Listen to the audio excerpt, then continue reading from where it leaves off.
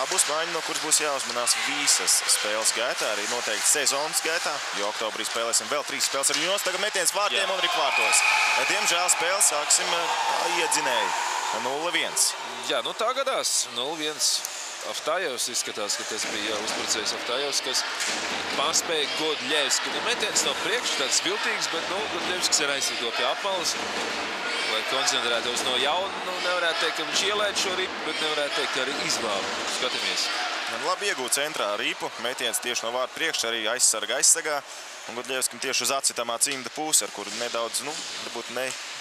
Vairāk izskatījās, ka šī piespēle bija uz tālo malā Mikam. Un tagad pārceram piespēlu un metiens un vārti!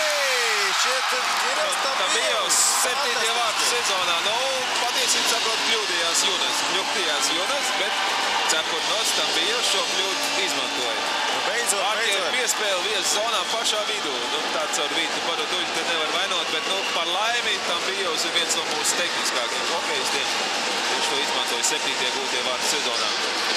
Ļoti labs metiens bija Kirill Tambijev izpildījumā. Uzdāvināja ripu viņam Junas. Kurā gadījumā uzdāvināja ripu, bet arī jāmāk iemest šajā situācijā. Un Boroduļu spēlē ļoti precīzi. Lūk, skatāmies, jā, tiešām Tambijevs. Tas īstajā brīdī viņš nolasīja spēli. Viņš nolasīja spēli, redzēja, kam dos piespēli. Roka, kurā nūļa. Tad nedaudz viss ir gan laukā. Jakovļevs uz otru pusi ļoti labi Dobreņkijam. Met piesajam. Reiz tālāk ripa zonā. Paspēja pieskarties. Kļūdās Boroduļu 2-1. Jā, lūk, ko dod centībā. Ļoti labā ātrumā bija. Dobreņkijs pārvirzīja piesajam, un piesajs tur nekādu pārkāpumu nebija piespies. Šķiet, ka Elvijas piesajs tas bija, kas iemet. Varbūt, ka es kļūdos, skatīsimies. Dobreņkijs piesajs, bet katrā ziņā Boroduļu nepaspēja. Viss bija šai maiņā, vai Kuzmenkovs. Ātrums bija visiem hokejistiem, visi devās uz vārtiem, visi zina, ka Boroduļs kļūdās. Dobreņkijs dod piespēli.